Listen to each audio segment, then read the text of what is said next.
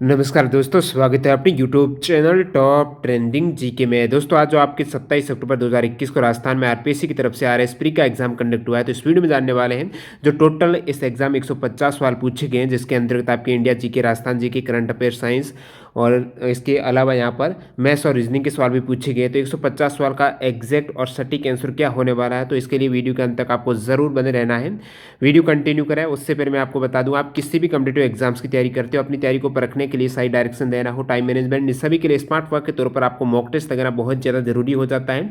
Mock test के लिए test book इसलिए बेहतरीन प्लेटफॉर्म है क्योंकि यहाँ पर आप सभी एग्जाम्स के मॉक टेस्ट एक ही पास के अंतर्गत दे सकते हो। यानी आप आरएस की तैयारी कर रहे हो, यूपीएससी में आईएएस वगैरह की तैयारी कर रहे हो, या फिर अदर कोई भी स्टेट या फिर सेंट्रल लेवल गवर्नमेंट एग्जाम की तैयारी करो, सारे एग्जाम्स के मॉक टेस्ट आपको 400 प्लस एग्जाम्स के मॉक टेस्ट एक ही पास के अंतर्गत मिल रहे हैं। अभी यहाँ पर आपके फेस्टिवल सीजन में एक ऑफर चल रहा है जो 12 मंथ की बजाय आपको 14 मंथ का पास मिल जाएगा।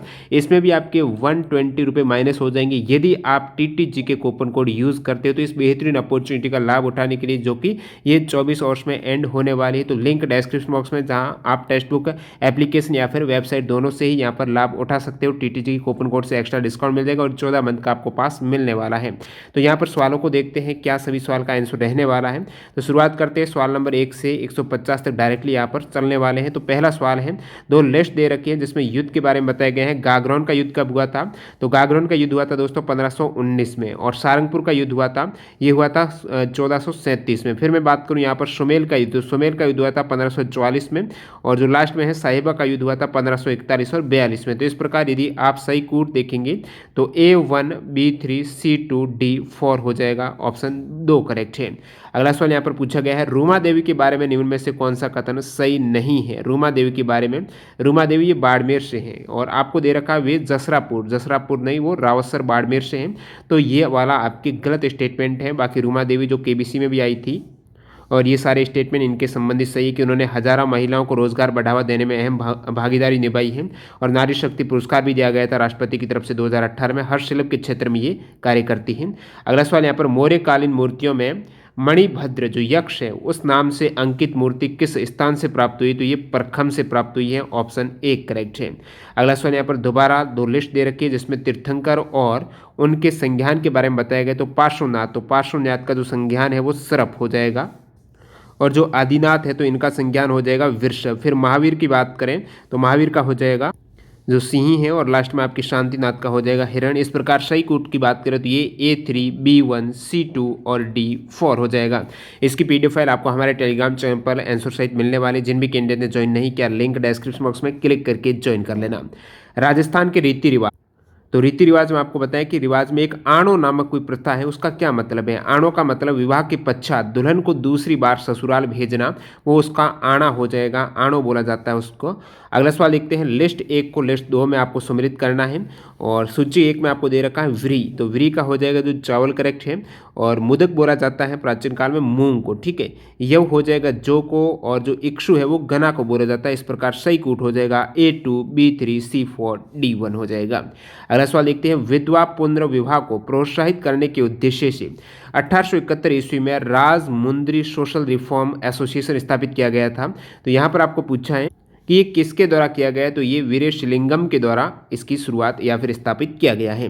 निम्नलिखित में से कौन से सिद्धांत जैन धर्म से संबंधित है? तो ये अनेकांतवाद है और श्यादवाद है। तो ये 1 और 4 वाला करेक्ट हो जाएगा, जो कि 1 में दे रखा है। ये दोनों ही बौद्ध धर्म से हैं। नेक्स्ट देखते हैं, इंडियन इंस्टीट्यूट ऑफ साइंस की स्थापना बेंगलोर में कब और किन के प्रयासों से हुई है? इंडियन इंस्टीट्यूट ऑफ साइंस की स्थापना है वो जमशेद जी के प्रयासों से, जो जमशेद जी टाटा है उनके प्रयासों के परिणाम स्वरूप 1909 में की गई थी। वयना दुर्ग स्थित वरिक विष्णुवर्धन विजय स्तंभ किस काल का माना जाता है? तो ये दोस्तों गुप्त काल का। किस काल का? गुप्त काल का करेक्ट है। निम्नलिखित में से कौन सा एक युग्म सही सुमेलित नहीं है? नहीं का पूछा है उस केस में ये आपका ए वाला, निहित तरंग स्वाई प्रताप सिंह जो पुस्तक और लेखक हैं, ये वाला सही सुमेलित नहीं है। ऑप्शन ए करेक्ट है। अगला सवाल देखते हैं, आर्य सभ्यता के बारे में कौन से जो स्टेटमेंट है वो सही दे रखे हैं? तो आर्यवासी तांबा गलाना जानते थे, ये सही है। ये लोग चावल से परिचित नहीं थे, ये गलत स्टेटमेंट है। तो आपको पूछा है कि इन कथनों के बारे में बताना है, और ये A C D वाले सही है, तो बी गलत हो जाएगा। A C D तीनों ही सही स्टेटमेंट है।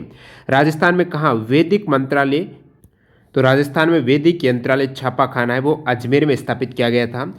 जोधपुर नरेश मानसिंह की रानी भटियानी प्रताप कुंवरी ने अपने द्वारा बनाए गए मंदिर को पुनः अन्यत्र बनाया, क्योंकि पहले वाला मंदिर जमीन में धंस गया था और उसने उसकी प्राण प्रतिष्ठा 1857 में कराई थी। उस मंदिर का नाम है दोस्तों तीजा मांझी का मंदिर। ऑप्शन 2 करेक्ट हो जाएगा। भारत छोड़ो आंदोलन के दौरान कनकलता बरुआ नामक एक कन्या ने जनता का एक जुलूस निकाला और पुलिस की परवाह न करते हुए थाने में घुसने के प्रयास में गोली खाई। ये घटना है दोस्तों गोहपुर की। कहाँ पे? गोहपुर की ये घटना है। राजस्थान भाषा साहित्य और संस्कृति अकादमी कहाँ पर है? तो ये बीकानेर में है, राजस्थान भाषा साहित्य और संस्कृति अकेडमी। अगला सवाल यहाँ पर आपको 2 लिस्ट दे रखी है जिसमें आपको सही कूट मैच करना है। देखिए हावड़ा षड्यंत्र केस की बात करें तो ये जतेंद्रनाथ मुखर्जी से संबंधित हो जाएगा। लाहौर षड्यंत्र केस राजगुरु का हो जाएगा। अलीपुर षड्यंत्र केस है अरविंद घोष का। और जो लास्ट में रह गया आपकी दिल्ली षड्यंत्र केस है तो सी का यहाँ पर 1 हो जाएगा। मास्टर अमित चंद है, अमीर चंद है। तो इस प्रकार ये सही कूट ऑप्शन 3 करेक्ट है। अगला सवाल देखते हैं यहाँ पर। बखनाथ जी, संतदास जी, जगन्नाथ दास और माधु दास नामक संत हैं। इनका संबंध किस संप्रदाय से है? दादूपंथ से संबंधित ये सभी संत थे। ऑप्शन जो 2 करेक्ट है। यहाँ पर 2 सूची जो त्योहार और उत्सव की तिथि के बारे में दे रखी है। सही सुमृत आपको करना है, कूट के रूप में बताना है। तो बूंदी की जो कजली तीज है वो आपकी भाद्रपद कृष्णा तृतीया को मनाई जाती है। होली सभी को पता है फाल्गुन पूर्णिमा को। फिर जो पर्युषण पर्व है, पर्युषण पर्व हो जाएगा भाद्रपद माह को। और जो चैत्र माह को है वो गणगौर मनाया जाता है। तो A1 B2 C3 D4 हो जाएगा। सूची 1 जिसमें लोकवाद्य यंत्र है और सूची 2 प्रख्यात कलाकार हैं। इसमें आपको सही सम्मिलित करने के केस में जो भप्पंग लोक वाद्य यंत्र हैं उसके कलाकार हैं जहूर खां। नेक्स्ट बात करूं नड़ की, तो नड़ के कलाकार है कर्णाभीर। अगला हो जाएगा आपके अलगोजा, अलगोजा के रामनाथ चौधरी हैं। और फिर आपकी खड़ताल के हैं सदिक खान। तो यहाँ पर सही कूट हो जाएगा A2 B3 C4 D1। समाचार पत्र मजहरूल सरूर ये कहाँ से और कब प्रकाशित हुआ था? तो मजहरूल सरूर है भरतपुर में हुआ था 1849 में। उस क्रांतिकारी महिला का नाम बताइए जिसने बिजोलिया किसान आंदोलन में भाग लिया और उसे गिरफ्तार किया गया तथा 1930 के सत्याग्रह और 1932 के सविनय अवज्ञा आंदोलन में भाग लिया और जेल गई। तो इनका नाम है दोस्तों रमा देवी हो जाएगा महिला क्रांतिकारी का नाम। सेंट्रल इलेक्ट्रोकेमिकल रिसर्च इंस्टीट्यूट की स्थापना अलगप्पा चेटिया, डॉक्टर शांति स्वरूप भटनागर एवं पंडित जवाहरलाल नेहरू जी के प्रयासों से कहां पर और कब की गई? तो सेंट्रल इलेक्ट्रोकेमिकल रिसर्च इंस्टीट्यूट की स्थापना है कराईकुड़ी में 1953 में की गई थी। अगला सवाल, निम्न जो स्टेटमेंट दे रखे हैं बताना है कि कौन सा सही है यहाँ पर। तो यहाँ पर तीनों ही कथन सही दे रखे हैं कि विजयनगर के शासक कृष्णदेव राय ने अमुक्त मालेदा ग्रंथ की रचना की है। कृष्णदेव राय को आंध्र भोज के नाम से भी जाना जाता है। उसके दरबार को अल्लासानी पेड़ना नामक राजकवि सुशोभित करता था। संस्कृत एवं तमिल दोनों भाषाओं का ज्ञाता था। तो सभी कथन सही दे रखे हैं। टोटी जो आभूषण है वो कान में किस हिस्से में पहना जाता है? तो टोटी कान में। सूची 1 में संविधान सभा समिति बहुत बार एग्जाम में रिपीट होता है, अभी राजस्थान पटवारी में भी आया था ये। और सूची 2 में उनके अध्यक्ष के बारे में आपको बताना है। तो सही सुमेलित करना, जैसे कि मूल अधिकार की जो संविधान की जो समिति है तो इनके अध्यक्ष कौन है? सरदार पटेल है। तो ये आपके हो जाएगा A का 4 हो जाएगा। फिर B की बात करें तो कार्य संचालन समिति है, इनके अध्यक्ष KM मुंशी थे। तो B का 3 हो जाएगा, ये 4 में है। और संघ शक्ति के कौन थे? जवाहरलाल नेहरू थे। फिर प्रारूप समिति के हैं भीमराव अंबेडकर है। तो D का 1 हो जाएगा, जो सभी में दे रखा है। C का आपके 2 संघ शक्ति का है, जवाहरलाल नेहरू है C2। तो C2 यहाँ पर भी दे रखा है दोनों ऑप्शन में, लेकिन B का यहाँ पर होगा 3। और जो इस साइड से B का 3 मैंने आपको बताया है कार्य संचालन समिति के जो अध्यक्ष KM मुंशी। अगला सवाल देखते हैं, राजस्थान नगर पालिका अधिनियम 2009 के प्रावधानों के अनुसार राज्य सरकार के द्वारा नगर परिषद में अधिकतम कितने व्यक्ति निर्दिष्ट किए जा सकते हैं? तो 8 व्यक्ति हो जाएंगे नगर परिषद की केस में। अगला सवाल देखते हैं यहाँ पर, भारत के संविधान में वर्णित नीति निर्देशक तत्वों का सम्मिलित युग्म आपको पहचानना है। तो पुरुष और स्त्रियां दोनों का समान कार्य के लिए समान वेतन हो, ये आर्टिकल 39 में सही सम्मिलित करके दे रखा है। नेक्स्ट है कि संविधान के मूल कर्तव्यों को जिसकी सिफारिश पर सम्मिलित किया गया है वह है तो स्वर्ण सिंह समिति की सिफारिश पर जो मूल कर्तव्य हैं वो आपके स्वर्ण सिंह समिति की सिफारिश पर ये संविधान में ऐड हुए हैं। राज्य निर्वाचन आयोग राजस्थान से संबंधित निम्नांकित कथनों पर विचार कीजिए। तो 2 स्टेटमेंट हैं जिसमें 2 वाला करेक्ट है। इसका एक सचिव होता है जो पदेन रहता है, जो मुख्य निर्वाचन अधिकारी और पदेन सचिव कह सकते हो। तो ये दोनों 2 स्टेटमेंट 2 ही केवल करेक्ट होने वाला है, तो केवल 2 सही है। राजस्थान के निम्नांकित मुख्यमंत्रियों में से कौन लोकसभा के सदस्य नहीं रहे हैं? लोकसभा के सदस्य आपको पूछा है नहीं रहे हैं। तो A B D ये तीनों ही नहीं रहे हैं। तो ये टीकाराम पालीवाल रहे हैं, तो ये वाला करेक्ट हो जाएगा। कथन 2 आपको और कारण दे रखा है, जिसमें ये दोनों ही कथन सही है कि नियंत्रक और महालेख परीक्षक जो सीएजी है, इनका कर्तव्य न केवल व्यय की वैधता सुनिश्चित करना और अपितु औचित्य भी है, उसे कारण क्या है कि उसे वित्तीय प्रशासन के क्षेत्र में संविधान और संसद की कानूनों को बनाए रखना है। तो दोनों सही है, आर की सही व्याख्या भी है। निम्नलिखित में से कौन राजस्थान राज्य मानव अधिकार आयोग के अध्यक्ष पद पर नियुक्त हेतु अधिकृत है?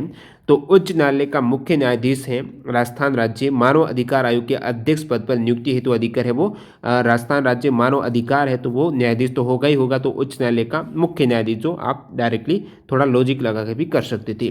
भारतीय संविधान के आर्टिकल 103 के तहत राष्ट्रपति लोकसभा सदस्यों की निर्भरताओं से संबंधित किसी भी प्रश्न पर कोई निर्णय देने से पूर्व निम्नलिखित में से किसकी राय लेगा? निर्वाचन आयोग की राय लेने वाला है। डिस्क्वालिफिकेशन जो रहती है आर्टिकल 103 के तहत राष्ट्रपति हैं, वो लोकसभा सदस्यों की डिस्क्वालिफिकेशन से संबंधित किसी भी प्रश्न पर राय लेना है तो वो निर्वाचन आयोग से ले सकते हैं। अगला सवाल है मुख्यमंत्री चिरंजीवी जो स्वास्थ्य बीमा योजना है, मुख्यमंत्री चिरंजीवी स्वास्थ्य बीमा योजना की कौन सी विशेषता यहाँ पर गलत है? तो इसमें एक जो विशेषता दे रखी, वैसे जो ये चिरंजीवी स्वास्थ्य बीमा योजना आपको पता होना चाहिए कि 1 मई 2021 से शुरुआत की गई है। योजना के अंतर्गत विभिन्न बीमारियों की 1576 प्रकार के पैकेज यहाँ पर उपलब्ध हैं। इस योजना के अंतर्गत गंभीर बीमारियों हेतु 4.5 लाख की राशि का बीमा कवर प्रतिवर्ष प्रति परिवार दिए, तो गंभीर के केस में सही है। लेकिन जो ये दे रखा है कि मरीज जिस बीमारी के लिए अस्पताल में भर्ती होगा उसके 5 दिन पहले और डिस्चार्ज के 10 दिन बाद तक अस्पताल में की गई जांचों और दवाई परामर्श शुल्क का वे पैकेज राशि सम्मिलित, ये गलत है क्योंकि यहाँ पर 10 दिन नहीं होगा, इसके स्थान पर शायद 15 दिन है। नेक्स्ट सवाल है निम्नलिखित में से नागरिक अधिकार पत्र के मूल तत्वों में से कौन सम्मिलित नहीं है? नहीं के केस में ये हो जाएंगे अभिकरण के कार्य के निरीक्षण का प्रावधान। अगला सवाल सूचना के अधिकार अधिनियम के संबंध में निम्नलिखित में से कौन से सही है? आरटीआई के बारे में आपको पूछा है, सही नहीं है ये बताना है। तो इसमें से ये दे रखा है कि समाज की महिलाओं एवं कमजोर कमजोर तबका है उसको सशक्त करने के लिए काम करना, ये वाला स्टेटमेंट आरटीआई के केस में सही नहीं है। राजस्थान लोक सेवा आयोग अपने कार्यों का वार्षिक प्रतिवेदन प्रस्तुत करता है, तो वो राज्यपाल के समक्ष, जो आरपीएससी है राजस्थान लोक सेवा आयोग है, अपने कार्यों का वार्षिक प्रतिवेदन है राज्यपाल के समक्ष प्रस्तुत करता है।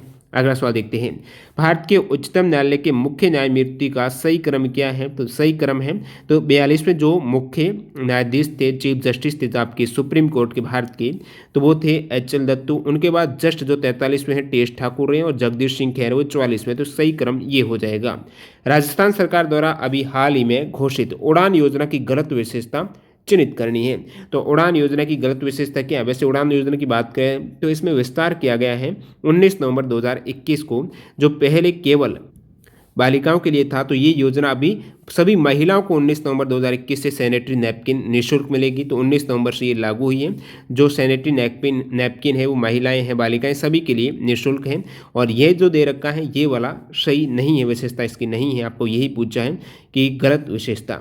अगला सवाल, राजस्थान विधानसभा की प्रक्रिया तथा कार्य संचालन संबंधी नियमों के अनुसार निम्नलिखित में से कौन से विभाग के प्राक्कलन जो समिति क के नियंत्रणाधीन नहीं है? तो गृह विभाग यहाँ पर आपका सही आंसर हो जाएगा, जो इसके नियंत्रण के अधीन नहीं आता है। राजस्थान उच्च न्यायालय के निम्नांकित न्यायाधीशों में से कौन राजस्थान सरकार में राज्य मंत्री के पद पर आसीन रहे हैं? जस्टिस फारूक हसन करेक्ट है। राज्य विधान परिषद के उत्साधन के लिए राज्य विधानसभा द्वारा संविधान के अनुच्छेद 169 के अंतर्गत स्वीकृत संकल्प के बारे में निम्नलिखित में से कौन सा कथन सही है? तो ये वाला जो स्टेटमेंट आपको दे रखा है सही है कि केंद्र सरकार पर कोई बाध्यता अधिरोपित नहीं करता है कि वह संसद में विधि निर्माण हेतु कार्यवाही करें हैं। तो केंद्र सरकार पर इस प्रकार की कोई भी बाध्यता नहीं रहती है। विधान परिषद के संबंधित हैं कि जो भी संकल्प केंद्र सरकार के पास राज्य भेजेगा विधान परिषद बनाने के लिए, तो ऐसी बाध्यता नहीं होगी, वो उसको स्वीकृत करे या फिर उसकी कार्यवाही करे ही करें, वो लंबित पड़े रहते हैं। राष्ट्रीय न्यायिक नियुक्ति आयोग से संबंधित कौन से संविधान संशोधन अधिनियम को उच्चतम न्यायालय की संविधान पीठ ने असंवैधानिक घोषित किया? तो ये आपके 99 वाला हो जाएगा। गुरुमुख निहाल सिंह राजस्थान के प्रथम जो राज्यपाल हैं और इनकी जो नियुक्ति कब की गई थी? तो 1 नवंबर 1956 को की गई थी। नेक्स्ट सवाल है, निम्नलिखित में से किसने कहा था कि एक संविधान एक मशीन की तरह बेजान चीज़ है, इसमें वे लोग जीवन फूंकते हैं और इसका नियंत्रण करते हैं। भारत में बस कुछ ईमानदार लोगों की आवश्यकता है जिनके लिए राष्ट्रहित सर्वोपरि है। तो ये स्टेटमेंट है डॉक्टर राजेंद्र प्रसाद का। राजस्थान प्रशासनिक सेवा अधिकारियों को पहली बार जिला कलेक्टर के रूप में पद स्थापना है वो 2009 में की गई थी। अगला सवाल यहाँ पर राजस्थान पंचायती राज अधिनियम 1994 की किस धारा को संशोधित कर ग्राम सेवक के स्थान पर ग्राम विकास अधिकारी जो विलेज डेवलपमेंट ऑफिसर है वीडियो है इसको यहाँ पर प्रतिस्थापित है 89 धारा के तहत किया गया है। नेक्स्ट सवाल विशाखा व अन्य बनाम राजस्थान राज्य के जो मुकदमा है वो किससे संबंधित है। विशाखा केस है कार्यस्थल पर महिलाओं के यौन उत्पीड़न के रोकथाम से संबंधित है। राजस्थान में लोकायुक्त के संबंध में निम्नलिखित में से कौन से कथन सही है। लोकायुक्त से संबंधित आपको पूछा है तो ये सारे ही स्टेटमेंट सही दे रखे हैं कि राज्यपाल द्वारा नियुक्त एवं विधानसभा के प्रति उत्तरदायी होगा, उनका क्षेत्राधिकार मंत्रियों राज्य विधानसभा के सदस्यों एवं उच्च लोक सेवकों तक फैला है। तो लोकायुक्त है ये जांच करता है भ्रष्टाचार के सभी के लिए जो भी कर्मचारी हैं, इसका कार्य आरोपी की जांच करना न कि शिकायतों की। तो ये सारे स्टेटमेंट करेक्ट हैं। अगला सवाल देखते हैं 2011 की जनगणना के अनुसार राजस्थान की कौन से जिलों में ग्रामीण और नगरीय लिंगानुपात सर्वाधिक है। तो ग्रामीण लिंगानुपात और नगरीय लिंगानुपात पाली चुरुकाएँ ये सबसे अधिक है। किस जिले में उप उष्ण पर्वतीय वन पाए जाते हैं। सिरोही में उप उष्ण पर्वतीय वन है, सिरोही में पाए जाते हैं। लिस्ट आपको दे रखी है जिला और प्रमुख उद्योग की, सही सम्मिलित करना है तो ए का ये फ हो जाएगा, शीशा एवं जस्ता है उदयपुर में। फिर नागौर में दोस्तों सफ़ेद सीमेंट है, भीलवाड़ा में है वस्त्र उद्योग और कोटा में है रसायन उद्योग। तो नेक्स्ट सवाल की ओर बढ़ते हैं। सवाल नंबर 54 सूची 1 में नदी है और सूची 2 में सहायक नदी है। तो नदी की बात करें गोदावरी, गोदावरी की सहायक नदी है वो पैन गंगा है। नेक्स्ट बात करूँ महानदी, तो महानदी की जो सहायक नदी है वो शिवनाथ है।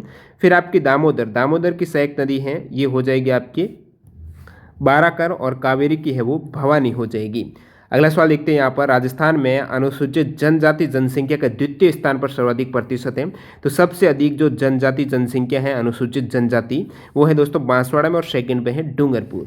सूची 1 में स्थान है। और फिर ऊर्जा के बारे में बताए हैं तो यहाँ पर पावागढ़ है वो जो पवन ऊर्जा से सौर ऊर्जा से संबंधित पावागढ़ है। और तात पानी है ये हो जाएगा आपके भूतापीय ऊर्जा से संबंधित।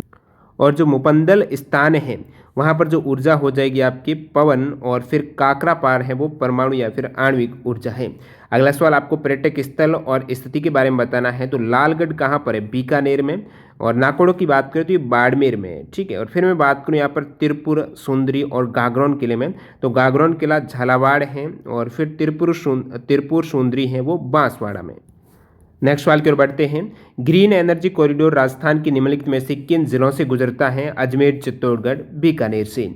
अगला सवाल डोडा बेटा चोटी है वो हाईएस्ट पीक है नीलगिरी पहाड़ियों की। स्थल आकृति तो दे रखा है और किस महाद्वीप में है। तो ये आपके जो एकांका गुआ है ये दक्षिण अमेरिका महाद्वीप में है। फिर जो मेसेटा है ये आपके हो जाएगा यूरोप में। और सेरेनगेटी मैदान है ये है अफ्रीका में। और जो लास्ट में गिब्सन डेजर्ट है ये है ऑस्ट्रेलिया में। अगला सवाल देखते हैं कौन सा खनिज के बारे में आपको बताना है कि सही सुमेलित है।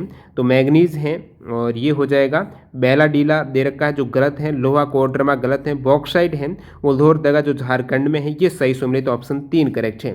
कोपेन जलवायु वर्गीकरण के बारे में बताना है सही सुमेलित कौन सा है। तो सही सुमेलित में एक तो आपके ये CWG है भरतपुर में और फिर आपके AW है डूंगरपुर में। तो AD दोनों ही सही है।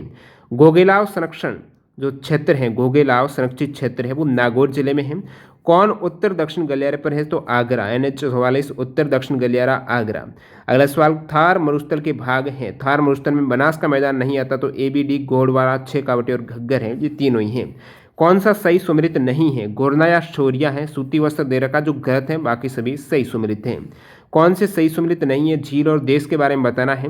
तो बेकाल आपको पता है रशिया में है, यूक्रेन में नहीं है। बाकी जो बालकश हैं वो कजाकिस्तान है, टिटिकाका है ये बोलीविया और पेरू में, इरी है USA कनाडा में। तो ये सही है, बेकाल वाला गलत दे रखा है।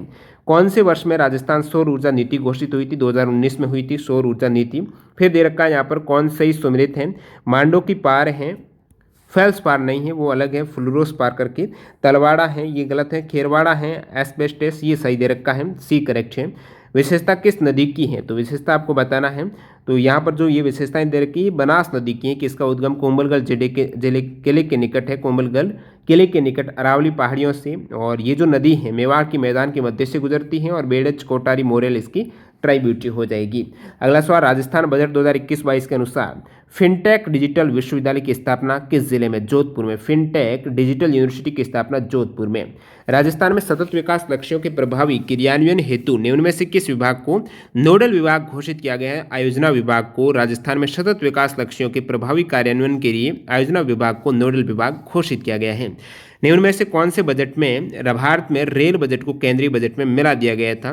2016 में लास्ट में जो 2016 में रेल बजट है वो अंतिम बार अलग से पेश किया गया था, लेकिन फिर 17-18 में रेल बजट और केंद्रीय बजट एक साथ ही पेश किए गए थे। राष्ट्रीय कृषि विस्तार एवं तकनीकी मिशन में वित्त पोषण में राजस्थान सरकार का हिस्सा वो 40% है, केंद्र का 60%। जनगणना 2011 के अनुसार भारत एवं राजस्थान में कार्य सहभागिता दर क्रमश कितनी है? तो भारत की जो वर्क पार्टिसिपेशन है, आपकी भारत की बात को, तो वो 39.8 है और राजस्थान का है 43.60 हो जाएगा। अगला सवाल देखते हैं, अग्रिम अनुमानों के अनुसार 2020-21 में स्थिर कीमतों पर राजस्थान की प्रति व्यक्ति आय है 72,297 रुपये।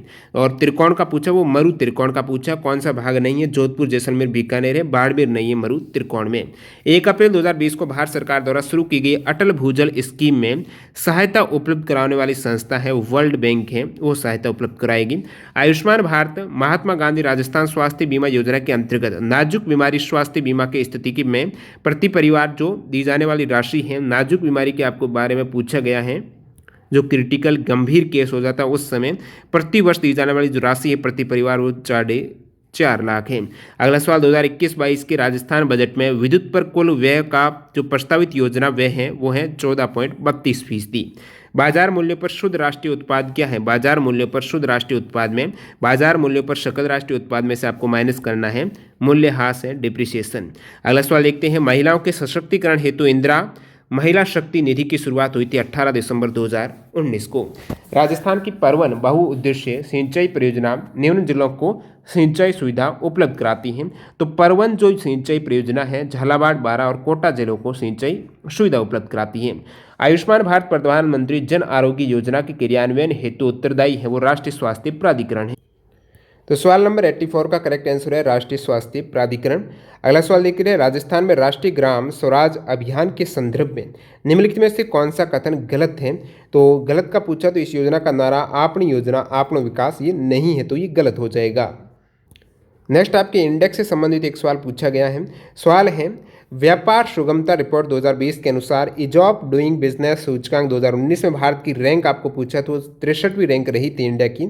लघु और सीमांत किसानों को पेंशन के उद्देश्य से प्रधानमंत्री किसान मानधन योजना कब प्रारंभ की गई थी? 12 सितंबर 2019 को पीएम किसान मानधन योजना की शुरुआत की गई थी।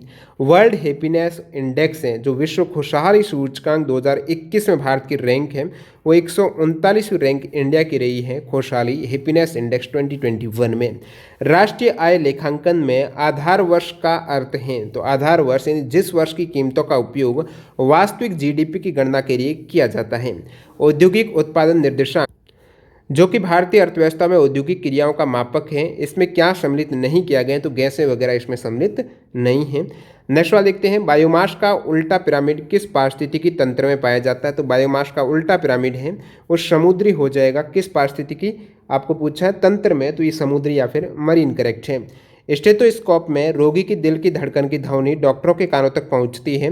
वो ध्वनि के बहुप्रावर्तन के द्वारा स्टेथोस्कोप में रोगी के दिल की धड़कन है वो डॉक्टर के कानों तक पहुंचती है। क्वांटम डॉट है, क्वांटम डॉट का पूछा तो सेमी कंडक्टर ये नैनो स्ट्रक्चर है, अर्धचालक नैनो संरचना। रक्षा अनुसंधान एवं विकास संगठन का आदर्श वाक्य आपको पूछा है तो जो defence research and development organisation है यानी डीआरडीओ का मोटो है वो बलस्य मूलम विज्ञानम हो जाएगा।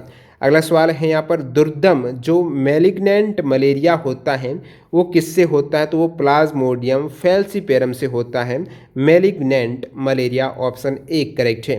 निम्नलिखित में से कौन सा एक जूनोटिक रोग नहीं है? जूनोटिक रोग आपको पूछा तो रेबीज संक्रामक है, प्लेग भी है, सार्स भी है। तो यहाँ पर म्यूकोरमाइकोसिस आपको पता है जो फंगस से होता है जिसमें रोग प्रतिरोधक क्षमता कम होने के केस में वो फंगस हावी हो जाता है। अगला सवाल है, माता गर्भस्थ शिशु जो आरएच फैक्टर से यहाँ पर आपको सवाल पूछा गया है तो जो आरएच ब्लड टाइप है, जो आरएच रक्त प्रकार विसंगति की समस्या उत्पन्न हो सकती है गर्भस्थ शिशु में माता से, कब हो सकती है? यदि माता है वो RH नेगेटिव है और उसका गर्भस्थ शिशु है वो RS पॉजिटिव, तो RH पॉजिटिव यानी RH ये सहित हो जाएगा, RH नेगेटिव यानी RH रहितहीन हो जाएगा। उस केस में वो रक्त विसंगति की RH फैक्टर जो RH रक्त प्रकार की विसंगति का जो समस्या है वो पैदा हो सकती है।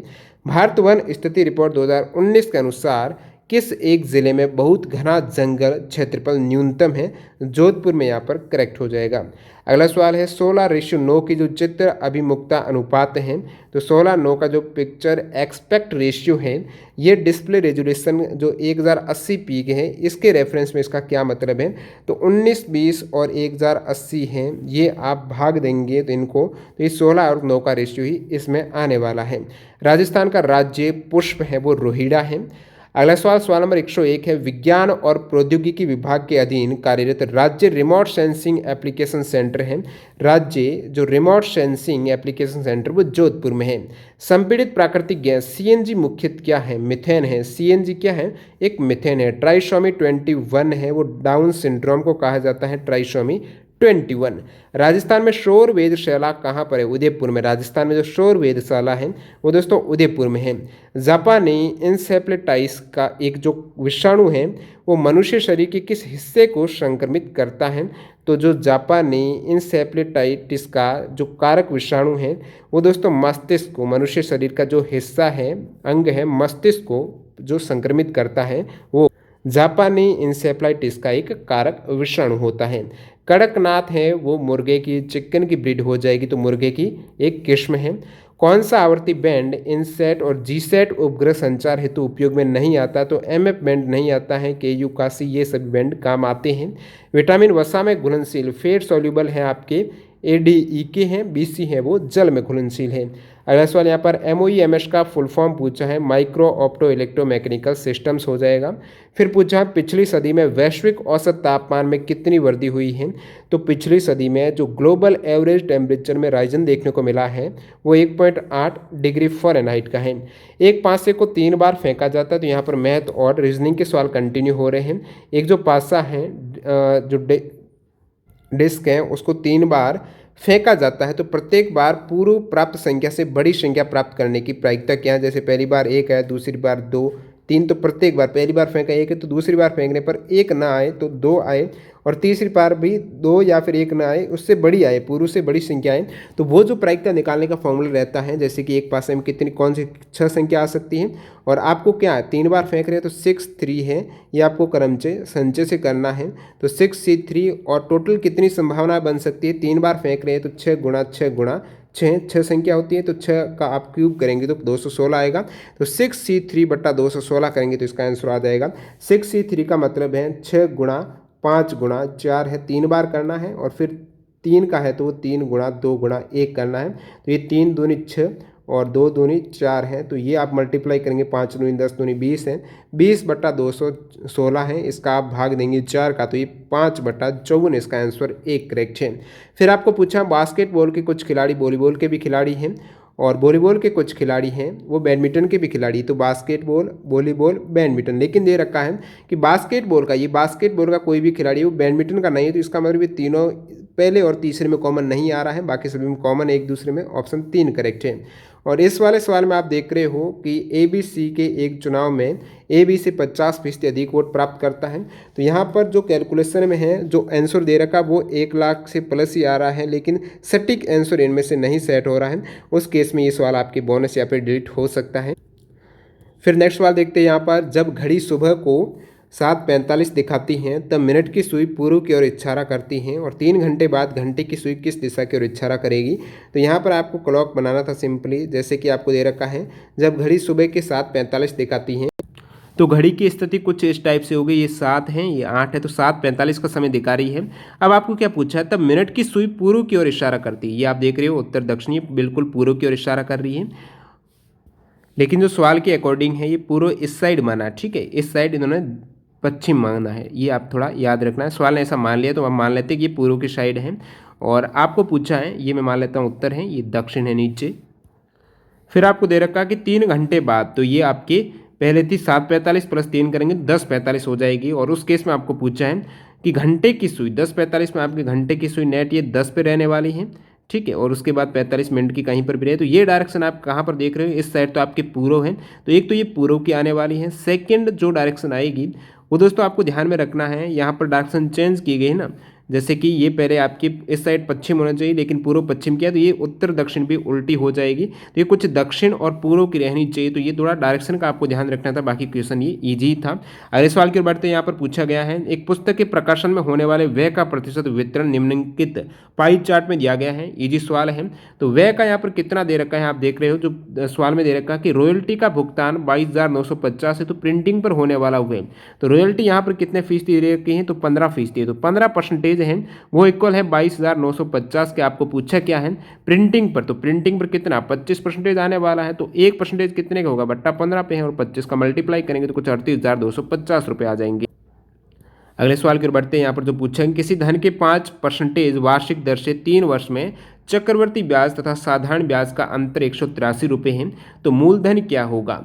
तो 5% दे रखा है और 5% का मतलब मैं कह सकता हूँ 1/20 है, यानी जो ब्याज आया है दूसरे साल ब्याज पर ब्याज वो आया है 1 रुपये 20 और फिर आप क्या करते हो, इस साइड में कर देता हूँ 1 20 और 20 का मल्टीप्लाई ये 400 रुपये, यानी 400 रुपये का जो 5% है वो कितना होगा 20 होगा। तो पहले साल पर जो ब्याज है 20 रुपये, दूसरे साल पर ब्याज है वो भी 400 पर 5% 20 रुपये, और दूसरे साल पर ब्याज पर और ब्याज लगता है तो 20 पर एक ये और लग गया। अब आपको पूछा क्या है कि साधारण चक्रवर्ती ब्याज तथा साधारण ब्याज का अंतर, यहाँ पर चक्रवर्ती ब्याज और साधारण ब्याज का अंतर क्या है, 1 रुपये तो है, क्योंकि साधारण ब्याज 20 + 20 है, चक्रवर्ती ब्याज में ये 1 ज़्यादा है, तो 1 बता रहा है 183 के इक्वल। आपको पूछा क्या, तो मूलधन कितना है, तो मूलधन है 400 गुणा 183 कर दीजिएगा, आपका आंसर आ जाएगा 24,000। देखिए सवाल में हाँ थोड़ी मिस्टेक हुई है, 3 वर्ष का दे रखा था, अपने 2 वर्ष का कैलकुलेशन कर दिया है, तो आप 3 वर्ष का कर दीजिए, कोई दिक्कत नहीं है। 3 वर्ष में आपको क्या करना है, जैसे 1/20 आया ना, तो 3 वर्ष में आपको कुछ नहीं करना है, एक तो लेना ही जो ब्याज पर ब्याज आ रहा है वो 1 रुपये आ रहा है, वो कितने पर आ रहा है 20 पर आ रहा है, तो 20 पर 1 रुपये ब्याज आ गया पहले साल। 3 वर्ष है तो आपको 20 गुणा 20 करना पड़ेगा, तो कितना हो जाएगा, 2 दूनी 4 दूनी 8 हो जाएगा, तो ये कुछ 800 3 0 तो 8,000 हो जाएगा। तो 8,000 पर जो पहले साल का ब्याज आएगा वो कितना फीसदी है, तो 8,000 का 500% आपकी 400 हो जाएगा पहले साल का ब्याज, और दूसरे साल भी ये 400 रुपये आने ही वाले हैं, तीसरे साल भी ये 400 रुपये आने ही वाले हैं। अब चक्रवर्ती ब्याज में ब्याज पर ब्याज लगता है, तो उसके इसमें आप क्या करेंगे, तो पहले साल पर जो ब्याज पर ब्याज लगा होगा वो 5% यानी 20 रुपये लगा होगा, और दूसरे साल भी ब्याज पर ब्याज कब लगेगा, वो तीसरे साल पर लगेगा, तो वो भी कुछ 20 रुपये लग जाएगा। और दूसरे साल में क्या होगा, ब्याज पर ब्याज ये लग गया 20 पर, और तीसरे साल पर इस 20 पे लग गया, लेकिन जो तीसरे साल पर इस 400 पर भी लगने वाला है ना, वो भी कितना लगेगा 20 रुपये लगेगा। अब यहाँ पर आपको अंतर पूछा, अंतर कितने का होगा है, सरल ब्याज तो ये भी है, अंतर ये नीचे वाले सभी अंतर हैं, अंतर आप देखेंगे 61 का हो रहा है, तो यहाँ पर अंतर दे रखा है 183, तो 183 बटा आप 61 करेंगे तो वो 3 आ जाएगा, यानी 61 बराबर आपको 183 दे रखा, तो 1 की वैल्यू 3 के इक्वल है। आपको पूछा क्या है कि मूलधन 8,000 है, 8,000 गुणा 3 करेंगे 24,000, इस प्रकार हल करना था। अगला सवाल देखते हैं। एक आयताकार कमरा 12 मीटर लंबा, 6 मीटर चौड़ा और 4 मीटर ऊंचा है, इसमें 2 दरवाजे प्रत्येक 2 गुणा 1 मीटर के और 2 खिड़कियां लगी हुई हैं। यदि दीवारों पर रंग करना है, तो दीवारों पर रंग करना है तो आप कमरा जो घनाभ के आकार का होता है उसमें 2 आप जो यहाँ पर फेस फलक होते हैं उसको छोड़ देंगे, जो ऊपर नीचे वाले उसमें आप रंग नहीं करेंगे, 4 दीवार है उस पर आपको रंग करना है, तो ये आप सिंपली उसका क्षेत्रफल निकाल देंगे। और क्षेत्रफल कैसे निकालेंगे, तो ये आपकी दे रखी है लंबाई और चौड़ाई, तो लंबाई प्लस चौड़ाई है, तो इन दोनों के केस में आपको आयताकार कमरा है तो लंबाई गुणा ऊंचाई करनी पड़ेगी, दूसरी बात चौड़ाई गुणा ऊंचाई करनी पड़ेगी, तो ऊंचाई यहाँ पर मल्टीप्लाई कर दीजिएगा, और इसको भी आपको 2 गुणा करना है, क्योंकि यहाँ पर टोटल 4 दीवारें हो जाएगी। यदि 2 दीवारें होती आयत हैं तो 2 गुणा करेंगे तो चारों का आ जाएगा, तो ये मल्टीप्लाई करेंगे तो आप कितना आ गया, 4 दूनी 8, 12 और 6 आपके हो जाएंगे 18 और मल्टीप्लाई आप 8 करेंगे तो आपका सबसे पहले क्षेत्रफल आ जाएगा 144 का। 144 का जो क्षेत्रफल आया है, इनमें से आपको कुछ माइनस भी करना है। माइनस क्या करना है, 2 दरवाजे प्रत्येक 2 मीटर और 1 मीटर के हैं, और 2 खिड़कियां आपको दे रखी हैं, तो 2 दरवाजे हैं, तो एक दरवाजे का जो क्षेत्रफल कितना आ जाएगा, आयताकार दरवाजे है, लंबाई गुणा चौड़ाई इसका क्षेत्रफल है 2 है, तो इसका मल्टीप्लाई 2 कर दीजिएगा, तो यहाँ से हो जाएगा 4, ये 4 क्षेत्रफल माइनस होगा। साथ ही साथ खिड़कियों का भी होगा, 2 खिड़कियाँ हैं जिसमें प्रत्येक की है वो कितने की है, 1.5 मीटर की है, तो इसका क्षेत्रफल 1.5 है, दूसरे का भी 1.5 है, 3, 4 और 3 7 माइनस करना है, 144 माइनस 7 करेंगे तो 137 है। अब 137 जो आपका क्षेत्रफल आया है प्रत्येक वर्ग मीटर है, ये वर्ग मीटर 137, एक वर्ग मीटर की रेट 15 है, तो 137 कितनी हो गई, मल्टीप्लाई 15 करेंगे 2055 रुपये आंसर आ जाएगा। नीचे दिए गए चित्र में आयत और वर्गों की कुल संख्या कितनी है, इसको काउंट करेंगे तो 21 आपका सही आंसर होगा। अगला सवाल देखते हैं, एक 6 लड़कियां और 4 लड़कों के समूह में से 4 बच्चों का चयन करना है, कितने अलग अलग तरीके से उनका आप चयन कर सकते हो, जिसमें आपको शर्त क्या है, कम से कम एक लड़की होना आवश्यक है। जैसे कि यहाँ पर 4 लड़के चाहिए, टोटल 6 और 4, देखिए 6 लड़की हैं, उनमें से एक लड़की तो चाहिए। मैं क्या करूँगा, आपको सेलेक्ट करना है तो 6C1 एक लड़की कर दूंगा। सेकंड केस में आप टोटल 4 सेलेक्ट आपको करने हैं, 4 बच्चे, एक तो हो गया, बाकी कितने रहे, 3 रहे हैं, लड़की एक हो गया, अब 3 किस में है, इन 4 में से आएंगे तो 4C3 हो जाएंगे। सेकंड केस क्या हो सकता है, लड़की जरूर थोड़ी एक ही लेनी है, कम से कम एक लेनी, ज़्यादा तो कितने भी ले सकती हूँ। मैं मान लेता हूँ कि लड़कियों को 2 सेलेक्ट करता हूँ, 6C2 है, उस केस में बच्चे हैं, लड़के हैं, उनको 2 ही सेलेक्ट करना पड़ेगा क्योंकि टोटल 4 लेना, 2 ऑलरेडी हो गई है। अब 4 लड़कों में से आपको 2 लेना पड़ेगा, तो 6C2 यहाँ पर करना पड़ेगा, सॉरी 4C2 करना पड़ेगा। नेक्स्ट आपके यहाँ पर जो कंडीशन बैठती है, यदि लड़कियों को 3 ले लूँ 6C3, तो लड़कों को मैं 4 में से 1 लूँगा 4C1, प्लस आपकी लास्ट कंडीशन है कि मैं 4 ही 4 लड़कियाँ ले लूँ, तो लड़के तो लेने ही नहीं पड़ेंगे, टोटल 4 बच्चे हो गए। इन सभी का आप कैलकुलेशन करेंगे तो आपका आंसर यहाँ पर मिलने वाला 209। आपको क्या पूछा है, कितने अलग अलग तरीके से, 209 तरीके हो सकते हैं। अगला सवाल देखते हैं, एक कथन आपको दे रखा है और फिर पूर्व धारणाएं दे रखी हैं। जो कथन है, ललिता के पास पुस्तकों का विशाल संग्रह और वह अपने संग्रह में से सम्मिलित करने के लिए नई पुस्तकें खरीदती है। पूर्व धारणा है, ललिता ने जो पुस्तकें खरीदी हैं उसने वह प्रत्येक पुस्तक पढ़ी है। ललिता को पुस्तकों के लिए प्यार और जुनून है, तभी तो उन्होंने पुस्तकें खरीदी हैं और प्रत्येक पढ़ी है, ऐसा कोई कथन में नहीं दे रखा है, तो केवल 2 वाली पूर्व धारणा वो उसके अंतर्गत निहित है। फिर यहाँ पर एक जो कोडिंग वाला दे रखा है, तो इसको आप कैसे डिकोड करेंगे। टाइगर को इन्होंने QDFHS कहा है, क्यों कहा है, क्योंकि जो टी है ये क्या कर रहे हैं, उल्टा कर रहे हैं, जो टी पहला लेटर है वो जो कोडिंग में लास्ट लेटर से एक कम किया है, ठीक है, टी से -1 करेंगे, T20 है, S19 से तो 1 कम हुआ है, आई नो है तो इस सेकेंड से बात, अंतिम से बात कर रही हैं, 9 से 1 कम 8 हुआ, तो इसी प्रकार आपको एक एक कम करते हुए आंसर निकालना है। किसका निकालना है, वो है फ्रोजन का, ठीक है। तो जो फ्रोजन F है तो लास्ट लेटर है F से 1 कम आएगा, E आएगा, तो लास्ट लेटर E किस में है, ये 1 वाले में, ये तो डायरेक्टली टिक कीजिएगा, आगे आपको निकालना ही नहीं है। फिर आपको एक ये वैन इस टाइप से बताया गया है कि नीचे दिए गए चित्र में आयत पुरुषों को, ये वाला आयत है ये पुरुषों को दर्शा रहा है, और त्रिभुज शिक्षितों को, त्रिभुज आप देख रहे हैं जो शिक्षित हैं, एजुकेटेड हैं, उनको, और फिर यहाँ पर वर्त शहरी को, जो सर्कल हैं वो शहरी को दर्शा रहा है। वर्ग सरकारी कर्मचारियों को, ये आपके सरकारी कर्मचारी हैं, और नेक्स्ट आपको यही तो, इतना ही तो है। निम्नलिखित में से कौन सा शिक्षित पुरुष जो शहरी नहीं है को प्रदर्शित करता है। अब देखिए शिक्षित यानी ये त्रिभुज में कहीं ना कहीं वो आने वाला है, और सेकंड है कि वो शहरी नहीं है। शहरी कौन से, ये वाले, तो वर्त वाले नहीं होने चाहिए, और शिक्षित पुरुष जो शहरी नहीं है, और पुरुष भी होना चाहिए, तो पुरुष यानी ये वाला इसके अंतर्गत आना चाहिए, ये पूरा सर्किल है, और शहरी नहीं यानी ये वर्त वाला नहीं होना चाहिए इसके अंतर्गत। बाकी आपके 11 ही रह रहा है, तो ऑप्शन आप यहाँ पर 2 करेक्ट करेंगे। अगला सवाल देखते हैं, 1 से 156 तक संख्याओं के मध्य स्थित संख्याओं का जो कि 2, 3, 4 और 6 से विभाज्य का समांतर माध्य निकालना है। यानी सबसे पहले तो इनका आप एलसीएम निकालेंगे, 2, 3, ये आपके 12 आ जाएगा, ठीक है। अब 12 एलसीएम है 1 से 156 तक के मध्य स्थित संख्याओं का जो कि का समानांतर माध्य है, तो समानांतर इसको ऐड करते हुए जाना है, क्योंकि ये इन सभी से विभाजित, जब 12 है इसका एलसीएम 12 है, तो ये जो सबसे लिए सबसे छोटी संख्या है जिसमें इन चारों का भाग जा रहा है, तो आप पता है 12 है, 12 के बाद कौन सी संख्या का जाएगा, तो वो तो इसका मल्टीप्लाई होगा 2 से, यानी 24 का जाने वाला, तो 12 है, 24 है। इस प्रकार आप मूव करेंगे तो आपको पता है 12 गुणा 12 कितना होता है, 144 है, तो यहाँ पर 156 के बीच में फिर उसके ज़्यादा हो जाएगा, तो 12, 24, इस प्रकार 144 तक आपकी संख्या जा रही है। इनका आप माध्य निकाल दीजिएगा, 12 और लास्ट में 144 लीजिएगा, बट्टा 2 कर दीजिएगा, तो ये कितना हो जाएगा, 12 प्लस कौन सा 144 है ना, ये तो 156 है, बट्टा 2 करेंगे तो 78, जो आंसर यहाँ पर ऑप्शन 4 करेक्ट है।